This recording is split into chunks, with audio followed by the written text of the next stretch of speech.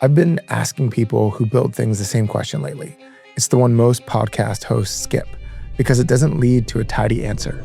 It leads to a pause. If it all disappeared tomorrow, done, all that ended, what would remain of who you have become because of it? I could cry.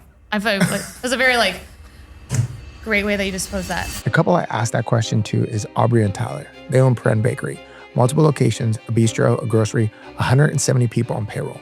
But I didn't ask them on the show because of any of that. Aubrey's dad was like, no, you need to quit now and you need to 100% commit to it. And without that edge, you will not be able to do this. I think 100% commitment, 100% scared, because there is nothing else. And when you know that there's nothing else, you have no other thing to worry about other than succeeding. A commitment like that changes you, and nobody tells you that part. Nobody tells you what happens internally when there's no plan B. That's the answer to the question. If it all disappeared, the name, the revenue, the locations, what would remain is the person who learned how to commit to something all the way. And you can't take that from someone. This is episode 39 of Anatomy of a Brand. I'm Chris Cruz, and this is my conversation with Perenn Bakery owners, Aubrey and Tyler. All right, so if you had to describe Perenn, but you couldn't tell anybody what it actually is and you do, how would you describe what it is? How would you describe any of its existence? But you couldn't say what you actually do.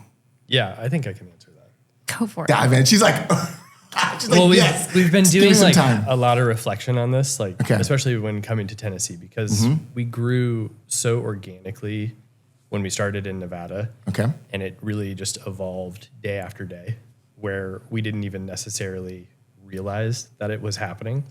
It just was. And it was largely, us and interjecting our personalities into it. But when we came to Tennessee and we had to go into a new market, and we had to introduce ourselves. We're like, what are we really? Oh, wow. And that was a little existential. We're like, what are we really doing?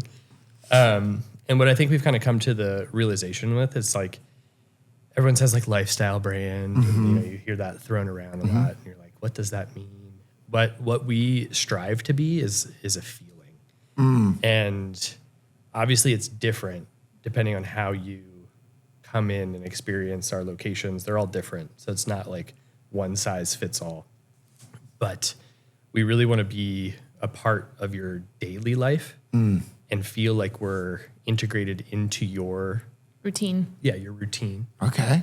And how we do that, we use a certain medium to express that. Yeah. But we're starting to kind of diversify that too. Oh, wow. Okay. Especially, without saying what we're doing. But our next location in WeHo is going to, I think, really embody that. For sure. Okay. That's a long-winded answer to a question I'm not sure we answered. No, you're great. I love it. This is good. This is going to be fun. I'm already excited because I'm we're going to have some dialogue. This is going to be good. But how would you answer it? Yeah. But because we talked about this the other day, we have kind of moments where we talk to each other and look at each other and go, what's our why? Why are we doing this? What direction are we doing it?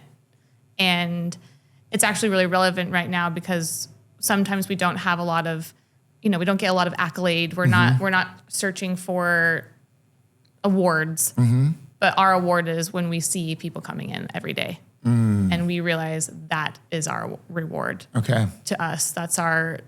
Yeah, the regular is way more rewarding than some actual accolade you get once. When you see people that are coming in weekly, if not daily, and it's a part of their daily routine, that is the biggest compliment we could ever get, is that we are part of someone's daily thought. And I think developing those relationships too. Yeah. Most of the adult relationships that we have are, I don't know if this is a good thing or a bad thing, but they're through work. Yeah, I get totally. They've become, you get to the stage in life where you're like, my family, my wife, and work. Yeah, everyone throws around the third place thing, and that is the same. We are at our house. We're either with each other or we're at work.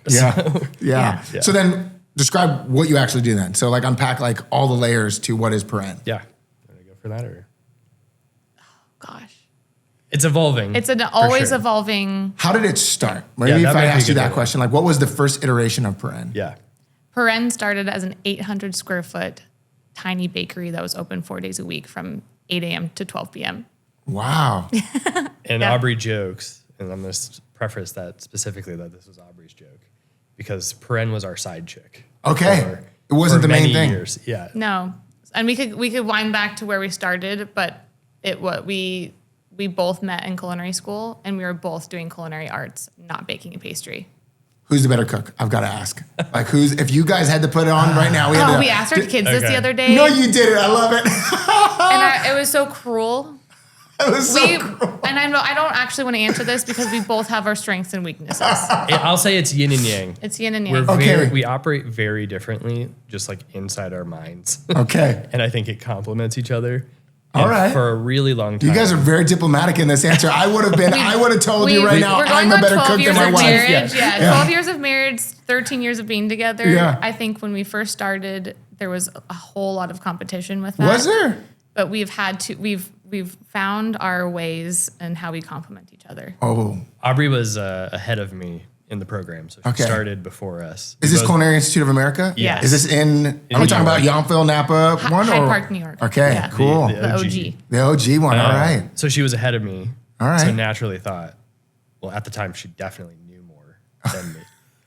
And she probably still does. But But then he I worked at Blue quickly Hill proved Stone myself, Barns, I and then guess. it was Okay. like, okay, we're on different playing fields. But yes, we are, to answer the who's a better cook, we both have completely different minds. it used well to, played. And we work so well together with it. Well played. I'll agree with that. Well played. Okay, so if you could describe Perenn, it was a bakery that you started. It was not the main thing you were doing. It was a side thing. It eventually evolves into this thing that has become multiple locations, but not franchising multiple locations. We're not talking like spread in the way that some people might think when you're like, all right, we have more locations. You're doing something different, and each location has a little bit of a different feel to them. What's the logic behind your expansion? Like, why are you doing this? You know, it's like having children. You can't have too much logic when you start to go into it. Yeah. We have 4 kids. Yeah. We just I got loved 3. having. I'm like, We I hear loved you. having babies. They were really fun. They were cool people. We both wanted Still to have are. a big Yeah, still family. are. They Still are still cool. are. We wanted Depends to have on a the big day, but yeah. family, mostly because we wanted built-in friends for ourselves. We loved big holidays. And when we decided, we probably can't just keep having babies, Mm-hmm. we decided the family we were good with 4, and then building businesses became our babies. So Okay. it's actually kind of funny. If you look back on their ages, it's baby, the next year was a restaurant, baby, the next year was a restaurant, baby. And now it's like, well, in 2022 was our last baby, and in 2025, 3. in the last year, we've opened 3 locations. And so I think we just love that growth. Yeah. And You like a little bit of insanity. You like a little chaos. we You love like- We like to keep the edge. For No, sure. there's an idea, and I think the biggest thing to know about us is we love pushing ourselves. We love being uncomfortable.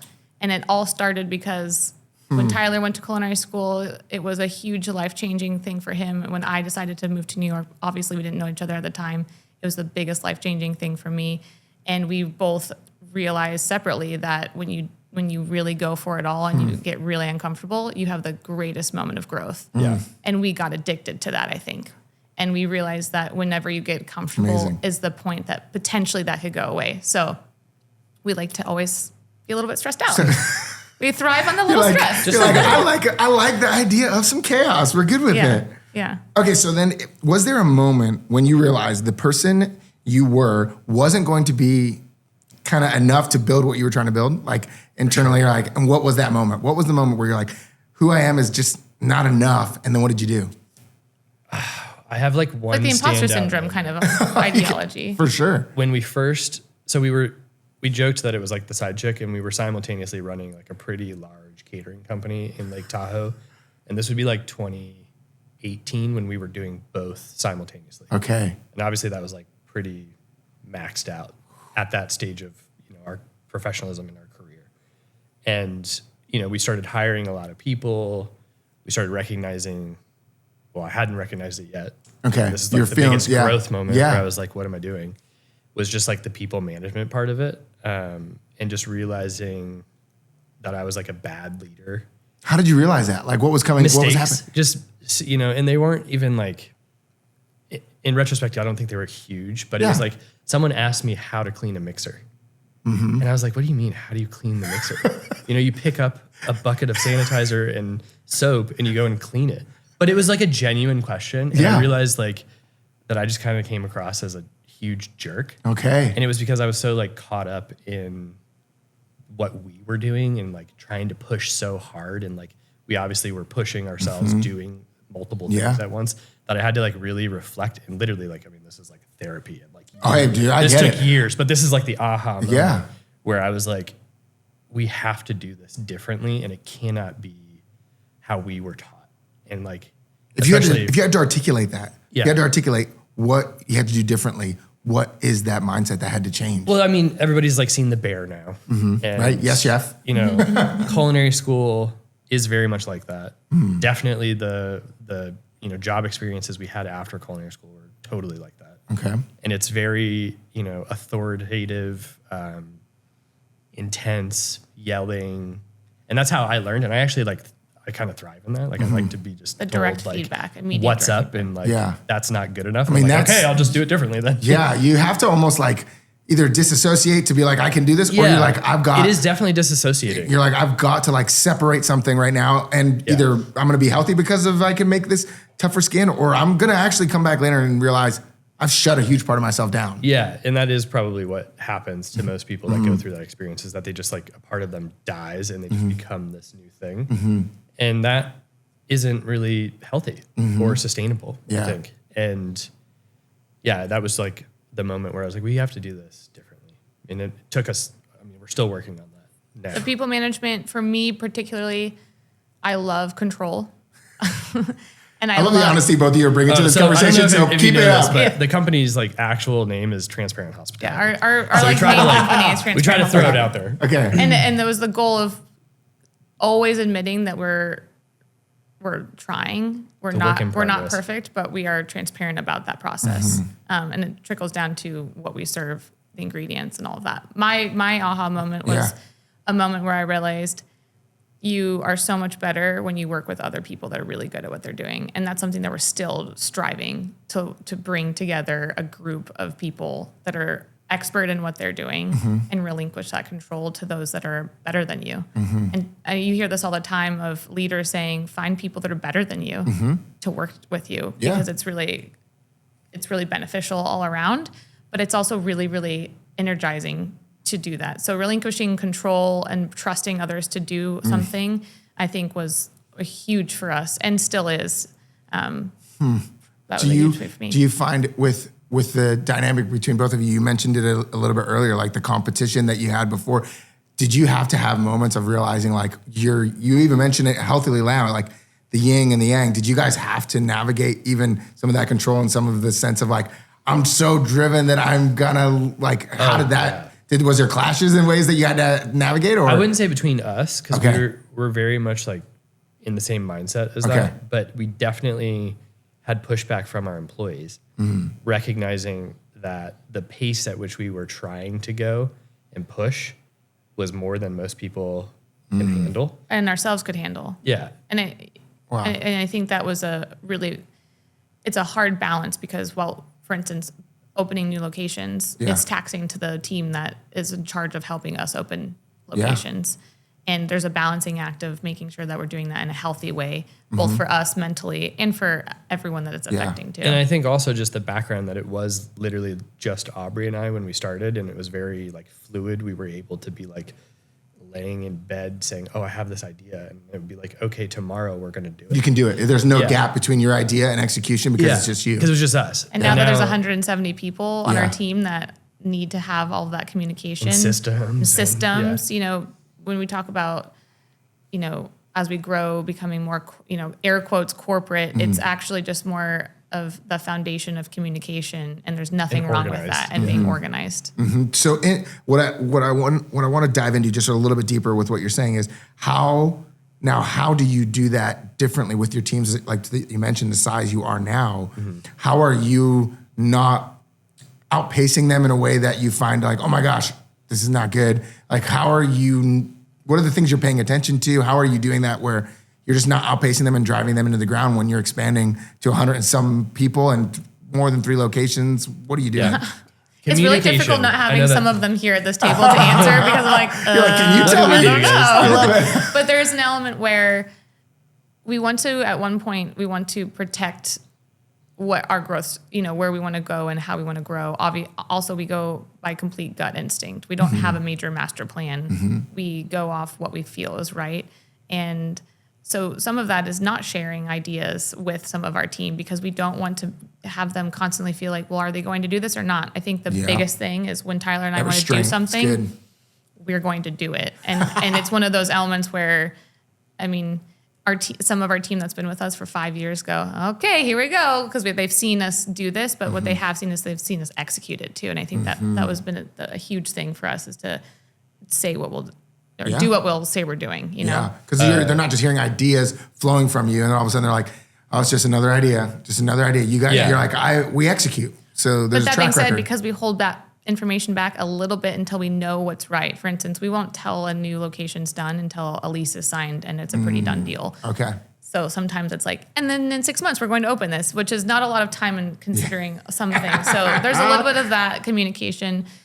We're always trying to figure out the best way to communicate in the right way, to also know that we're all human beings. And this is not coming from this corporate letter that comes out. We do things like we have a daily Danish, even though it's sent out monthly, but we always include a note from Tyler and I. We talk about things that we're upcoming and doing. And that's just our way of trying to figure out how do we communicate to 170 people. And this is just your team. This Yeah, is it's our just team. internal. Just internal. Yeah. Oh, that's amazing. So there's some form of like an internal newsletter that you guys are doing to all your employees. That's cool. Yeah, and it goes down into kind of like a hierarchy, if you will, where we meet weekly with our management team. So there's about 10 individuals that are doing the organization throughout the whole company, and then in theory they take that down into their subgroups and their sub departments and have the same exact types of conversations.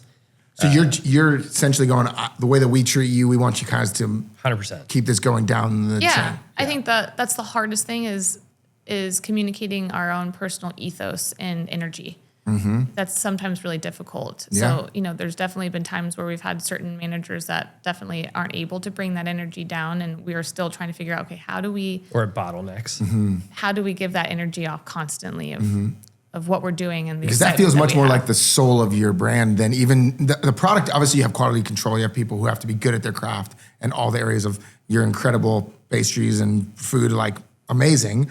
I love it. I'm like a slight addict. It's a problem. The issue, you're saying here, is I am expanding. We're expanding. But how do we not lose our soul while we do that? Number one question. No, number one question. Number one question, constantly asking yourselves, and to give more insight, we own our company 100%. Okay. Just Tyler and I. Yeah. We are not backed by a huge hedge fund or anything. But we are at that point where we are Heavily leveraged. and probably growing in the most difficult way possible. But part of that is we want to make sure that we're doing it still with the right ethos, and we don't ever want something to jeopardize that and our goals. And our goal truly was to start as a couple working for each other so that we can make our own kind of framework for our schedule and our life and having children and what does that look like. And then as we added people to our team, it was, we want them to have the same thing. We want them to have maternity leave and health care and have holidays off with their I remember family. you guys posting something about even that. When people are reflecting on the cost of certain things, you're like, this is what it is so that we can fulfill our mission to our employees, that we have this deep desire to do some things for them that are not industry standard, that are not the normal in our industry, but we're trying to do that, which is reflected in what you're saying there. I love that. Yeah. So what is something nobody tells you? Because it sounds like you guys have bet your life on this thing. No doubt. Yeah. What is nobody telling people about betting their life on an idea that you have? You have to be all in. Yeah. I was going to say the same thing. It's like 100% commitment. 100% commitment.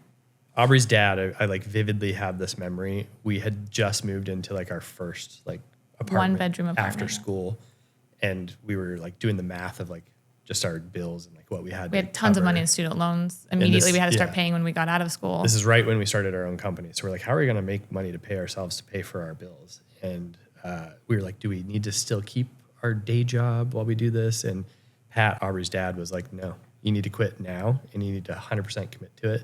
And without that edge, you will not be able to. And let me just preface, it's not like my dad was like, and I'll give you help if something fails. Like there was no like And you can safety call me blanket. if you need help with your I water want to bill. preface that No. because sometimes I listen to a lot of stories and it's like, well, my aunt helped me out, you know, my parents, which is great. And by all means, love that for them. But I think 100% commitment, 100% scared because there is nothing else. And when you know that there's nothing else, you have no other thing to worry about other than succeeding. Yeah, I've written about it a little bit on our Substack, but it's like there is no option to quit.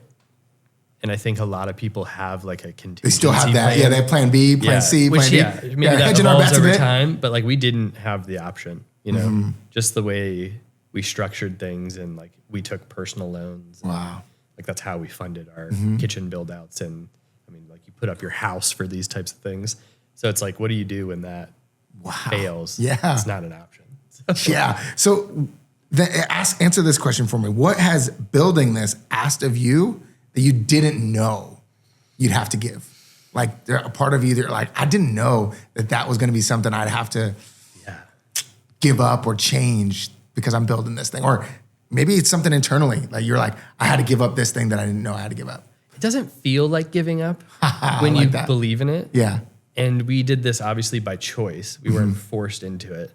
And I know it sounds like a little corny or cliche, but I do think we were like meant to be in that role. You got to feel a bit of that. Like to go all in as you guys went all in, you got to feel a little bit of like, there's something more happening here than just this. I remember doing like in school, like elementary school, writing like floor plans out for like silly things. Like I wanted to have a vet clinic because I was like, super nerdy. Oh, I had like a restaurant in our house. My parents would come home and I had to take like packing tape and made a menu and like laminated the menu and was like, here are the options for this evening. You must choose this one because this is what's actually made. You know, I was actually making, I would cook for my teachers and I think it was an internal thing to at least in an entrepreneurial spirit, but to actually give that true, honest answer is, especially now is it's kind of relevant to what I said earlier is didn't realize how much I would have to pump myself and ourselves up so much and constantly be your biggest cheerleader. You have to really trust yourself. And that takes a lot of reflection and constantly asking yourself or telling yourself, you can do this. And especially when you have imposter syndrome, you know, which never goes away. The first job, I'll never forget the first private chef job we ever had. Someone was like, so you do this a lot? And we're like, oh yeah, absolutely, 100%. We didn't just buy this pot on the way here. And, you know, you just have to, the fake it till you make it time, you have to tell yourself, I am worthy, I can do this, you know? I also think like we have a internal motto that's like, it sounds ridiculous, but it's like, do it the hard way. And it's because usually that is the right way. And, you know, we always say like, don't have crutches.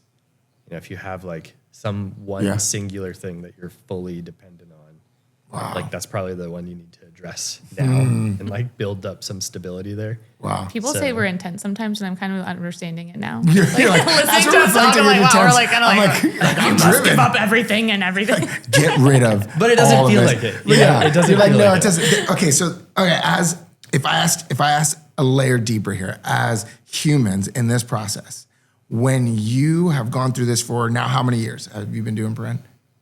Perenn is since 2018 was the 2018. year. Okay. But we started our company in 2013. How, if someone had to describe you then and now as a person, like how would you describe some of the nuances of change and the person you've become because of building this brand? If I could think of a word, I'd say the biggest compliment that we have gotten recently is some people have said, like, I've watched you grow as a leader.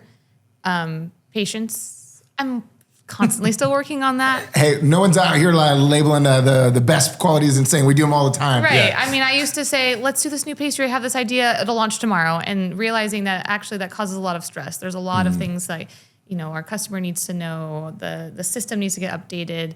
There's so many steps. And now I realize, okay, with a little bit of patience, that helps. But also understanding there's so many different people that work with us from so many different backgrounds and with so much different layered traumas and stories. Yeah. That I know personally, whether it's been told to my face or not that I have had a little bit more of reflection. That also might be just growing up. Yeah, I would say like empathy, Yeah. patience, listening skills, less reactionary. And I'm like, why do I resonate so much? I mean, we've grown a lot together I know we're still working on this, Yeah. and I'm sure if anyone on our team that works directly with Tyler and I There's always that moment where you're like, chime in, yeah. or they're gonna roll their We eyes if still they hear bicker all this. day long. Exactly. Is You're like, they I know I'm know- talking in ideals here. I will sometimes get like, oh, I've missed talking to both of you because we will, if we disagree on something, it's like a constant, immediate bicker, but it's just a conversation. It's how we communicate. It's problem solving. It's problem And solving. it's again, it goes back to like how we like to be direct. And it's like, if we disagree, we're going to hash that out as a team, whether it's Aubrey and I as a team or together around a table with our management. Yeah. And like really work through the whys that we like came to reach that decision. So All right. What was the worst advice that you actually followed? That you're like, oh, we did this and it did not go well. Anything come to mind? We followed people. we haven't gotten a lot of advice. You're like, do we That actually? didn't go well. We've gotten advice. I will say somebody in our life told us not to open our flagship store in Nevada, which was our next biggest location, because it was financially not responsible, and it was literally smacked them in the face with how successful it was. And I remember that was one of the biggest things where I think we started, and when at that time we were 27, and we were like not even 30 yet, and we were like, oh, wow, we almost took your advice. We almost listened to your advice and went with our gut and believed in ourselves. And, it worked out in a better way. But I'm trying to think of advice that we've taken that Didn't work out. Like something he's like, not taken a lot of advice. so the principle we're hearing here is this, is that we don't take a lot of advice. Well, we take Listen, the good advice. No, There's just a and lot at of the advice same time, we've we're ignored. like always asking for advice. That's one thing we've never really had a really true mentor. We don't have a board for constantly. I will go up to customers if I think that they could be a great person to be a mentor. I'm like, would you like to be our mentor? I'm a cold like, texted. can you please help me? Anyway, yeah, people that we've met, but I think is through all of that, when you trust yourself, Yeah. when people are maybe giving you advice with really big things, that can be your guiding compass. But not to say that we're still not constantly seeking advice. Yeah, we listen a lot. We just may not take it. Listen, I love reflect. it. I love it.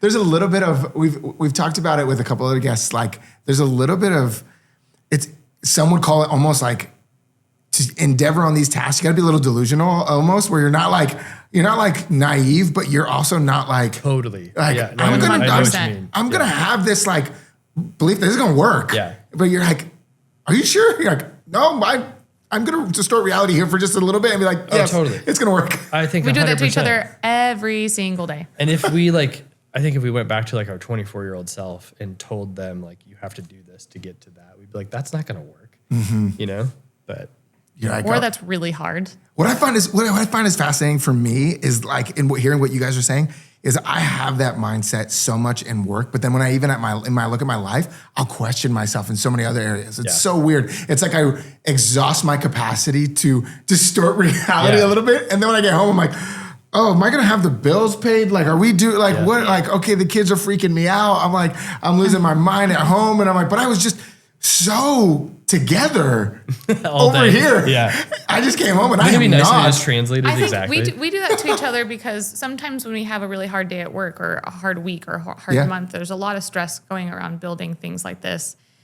We don't celebrate our wins. And we were just talking about how we should probably try to start that because it's like a win could be like opening a location or doing well or making payroll. Yeah, I mean, for making sure. payroll is a huge thing to Huge win. thing. And we sometimes just completely don't even think about it, but we hyper focus on our more Faults. negative times. And then lately it's, hey, we look at each other and we're like, the kids are healthy. Yeah. We are good. We have a house overhead and we have a giant garden we get to work Yeah. in. I see the pictures of the garden. It looks amazing. And then we have like, oh yeah, You settle back down. yeah. But it's a constant. You have to. You're constantly asking. Yep. Yeah, that internal voice I think is like always. Yeah. It's like devil and angel. On Yeah, you're going- got You're both trying going to on. balance those thoughts. Yeah. In your head. Okay, before I pivot to some of the kind of, I'm going to get to some of these traditional questions around what I think is different about Perenn as far as like even visually and the things that you guys do. I want to ask you another question in this kind of category. Did failure ever come close?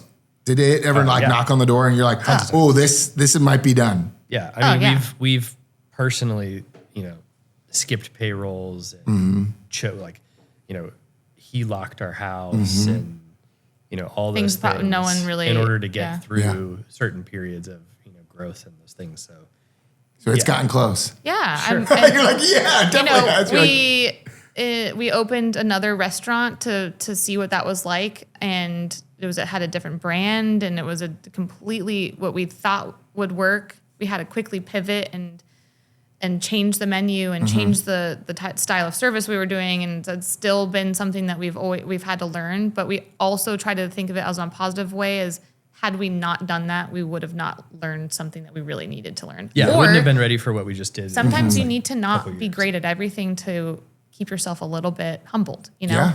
And we look at that as a positive too. So that leads to this question that I didn't have planned, but it's in my head right now.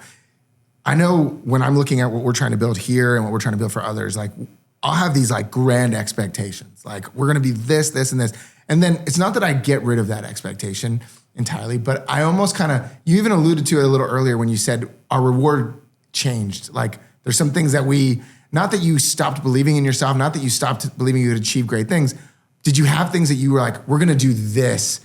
And you kind of were like, it's okay to let that go. Is there anything 100%. like that you're like, I had to let go of this expectation, but it doesn't mean I gave up on my goal, my dream, but I had to let go of this thing. Did that happen? I think it just evolves over time. Like what our goal was when we started versus like what it is now is very, very different. How was it different? Like what? I mean, just our background too, Okay. especially the CIA and like working at Blue Hill and like being Blue Hill's a big deal. around that type of crowd. Obviously, like you have an idea of what success looks like and you see that and you hear it.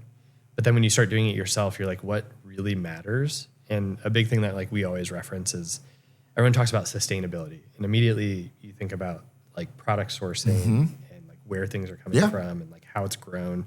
Very, very important. But nobody talks really about like the sustainability about the people doing it. And that shifted for us. So like I used to be hyper focused on being like sourcing, which we still you guys care at Blue Hill about. were doing kind of some crazy stuff with the way that. Yeah, they're still doing crazy things. And like- it's amazing because they set the bar and that trickled down. Yeah. But, we have shifted our focus more into the people.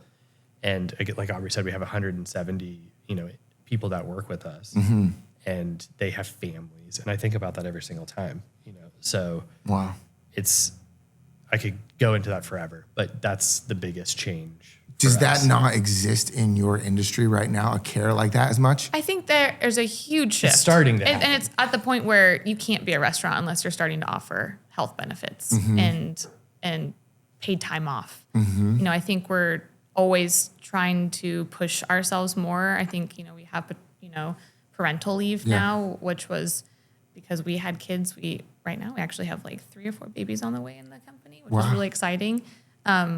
Pushing ourselves with that, constantly adjusting what's fair pay, what's industry standard, and how can we push that. But What's also fair expectations? Yeah. We always are like questioning and like kind of rebalancing that. And, job descriptions are fluid in our company. But It seems like the drivenness you guys have, the innovation you guys have, also is like curbed and like not like I wouldn't say tapered or restrained by it, but there's this other part of you that is like, we really care about people and we have a real big vision, but not at the cost of you. yeah, totally. it's constant. I mean, we talk about this with, Tyler talked about sustainable people. We're always doing that with product. As we open our grocery, we're looking at, we don't want to just sell product to sell product or what's cool and what's branded really well. We want to know the people that are making this and then make sure that their company that they're running has a great ethos. Yeah, equitability is a big, big part of what we do. I've referenced it internally and I've started to talk about it a little bit publicly, but we reference a wheel and it's basically like it's customer satisfaction or perception, employee perception, business stability, and then equitability. And that's like our decision-making process. It has to check all those boxes. We do If offer it great doesn't, it's not going to happen. We do offer great benefits, But in order to pay the benefits, we have to have a premium price that we sell to customers. Yeah. Our customers have to buy into feeling that Which is they're a very getting. specific customer. Like, Absolutely, yeah. You are saying yes to somebody else and no to somebody else. And you're Right. going, Yeah, and I think about that a lot because we get feedback all the time from every outlet you can imagine. It feels like I bet. this day. Yeah. And people Depends are like, on the week. People are like, Depends oh, on the you're hour." too expensive. You're too expensive. We can't afford to go to it. And obviously, like immediately, I'm like, well, that doesn't feel good. Yeah. That Your immediate reaction is like, oh my gosh. Like we're excluding people. Yeah. And then I thought about it a little bit, and I was like, well, what they're actually asking us is to change like socioeconomics. Mm-hmm. And I think what we're actually doing long term by upholding those standards is changing that or setting the example to change that. Because necessarily if people can't afford to come, then by us supporting our staff in an equitable way, in a fair way, I think that should have bigger impact into the back end. Yeah, you're giving a solution somewhere else. And so, like you said, in order to do that, we have to offer a premium product. It's like when people even interact with us sometimes on a small scale, though, like there's somebody cheaper, I'm like, there always will be. Like I'm like, the price doesn't reflect to me something in a way that goes, you know what? Like somebody asked me, because I'm a foodie. I've restrained myself in this conversation to the things that I know that we could dive into that would not be relevant to anybody. But when like we went to the French Laundry, like people asked like, what did that cost? I'm like, I could tell you what this cost. It was a lot of money. I didn't pay for it. Somebody gifted it to me. But would I pay for it? Yeah. And they're like, but I'm not going there every day. It's an experience. Like how I spend my money is my responsibility. I can't always think like, all right, everybody needs to afford what I do in order for me to feel fulfilled with what I create or what I make. It's a tough gig. Yeah, it's a balancing act. I think that's for us though, something that would be the hardest thing that we're doing is we know the cheaper way. We know the easier way, and we constantly are pushing ourselves to not fall into that. Yeah. And I think that's one thing that our goal is to communicate that more. There's a lot of things that we do that we don't necessarily scream out the rooftops or have labeled all over our menus or in big signage. Like, yes, obviously we use organic because that's how you should be. Or using local farmers, that's how it should be. But now we realize that unless you do communicate that in a way to your customers, they might not know. They might not know. So that's going to tie into the we'll go into this section around what you're talking about, and then we'll end with a couple more questions. But you're saying like how customers even perceive what you do and the price, the quality. You came in with this beautiful green box, the stuff that I pay attention to, where it's like this beautiful green box with this gold kind of embossed rabbit. And when I go in, I see this beautiful cabinetry, this like great pastry container that has all the elements of the things that I love when I go into spaces. What's the driving factor for you guys to actually do that versus being like, we could go without any of this and still deliver the quality food we do? It's definitely to check that box. It's all one package. And I think that's really hard to show on a P&L or to explain. Yes. That is, okay, back to one of your other questions where you asked, like, what's advice someone gave us that we followed initially? Yeah. And then it was a mistake. Yeah. It's like trying to cheap out on build-outs because you'll pay 10 times as much down the road if you skip those boxes. From and I mean, there's an element where we actually just couldn't afford to do that. So it's like a give and take. But what we learned is when you build spaces that feel good and then you pair it with the other elements, our goal is for people to come into our spaces and not actually know why they feel good or why they like the space. And it's not because we want them to go, oh, it's because it's really nicely designed or, oh, the product's really great or the hospitality is great. We want them to just feel that. And I think that's the biggest compliment is people, I don't really know why I love that space, but I continue to gravitate towards it. Yeah. I like, because there's factors and visuals that you could cut corners around. There's things that you don't have to do that you do, but there's something inside, like you said it's one package, but what's like in your guys' conversations when you're thinking about how Perenn shows up, you're building a grocery store. Like in Wedgewood-Houston, right up the street from Soho House, from probably one of the most bustling, like developing areas in Nashville. What's going into the factors of like shelving for growth? Like I'm sure you're thinking about all those elements because I see your intentionality. How are you thinking about it? Like what's the decision-making process for y'all? it feels crazy. The grocery, what we're excited about it is everything that we've done to this point in our career expressed in a location. Okay. You know, we have a little grocery in Nevada, and that was kind of out of the need of needing another little space because the original location that we built was getting really crowded. And so that kind of like became as a necessary thing. The one in Wedgewood-Houston is our iteration of it has the baking, it has the coffee, it has the lounge seating area, it has a small counter service menu, and then it has a lot of prepared food and product that we're bringing in and sourcing right now. Okay. So, you know, not to go into too many details, but right now, like we're working with a really great dairy farm in England, a couple that's our age that is making incredible dairy, not just butter, but dairy product. We discovered them and we went, this makes no sense. Financially, it's kind of dumb, but we really want to bring this butter to America and use this in our product because we love these people and what they're building and how they're doing it. But there's if I'm like, even as we think about this podcast, Anatomy of a Brand, I'm looking at all the different ingredients, right? All the elements of this. And there's a mindset you have that you guys are like you said it a little bit too, like the hard way is kind of like the way, and you're bringing something that's way harder to do So hard. to bring it into ridiculous. the store. The logistics behind it is insane. Yeah, but there's some kind of, what's the thing that makes you go like, that's worth it to me? Like what at the end of the day are you saying to yourself that makes you go through sleep that? at night and go, if we're going to do this, then we have to do it the right way. And if not, what is the point? Yeah, I guess like Aubrey tells me often that like I go all in on whatever I Obsessively. do. Yeah, I think it's like on anything in my life. It might be like ADHD or something. Yeah, I'm just I like hear you. obsessive with it. Yeah. And it's like, if I know I don't want the inferior. I don't want it's okay. I mean, you guys have a Land Rover out the front of your shop that is a sign, like what some people's That made dream no car. sense, but makes we were no like- sense. And the whole point is because we love England. That was how Perenn is short for perennial. We love Okay. plants. It is a whole picture. And the silliest thing that we could have done when we moved here and didn't have a huge budget for building out 2 locations at once was we bought a Land Rover. Yeah, like And a we said, beautiful old Land Rover got restored. But the reason we want to do this is because we could drive around this community who doesn't know who we are, Yeah. and we could hand out baguettes. Listen, that is the thing I told somebody when I was like first seeing. I was like, "Did you see the Land Rover with baguettes in the back at the parade or the festival?" They're like, "What?" Yeah, I'm like, Leapers first. no, I'm like, "Listen, no, I need you to see something." Like that was incredible. Like that was so cool. It was so interesting to me because it was like we could have done this any other way. We could have made it but we didn't. We got a Defender and we put it in the back of it and we delivered these so there is that thing of like the inferior is really hard to accept. Yeah, I guess I don't know what that says about us, but I it think- probably says something. It's what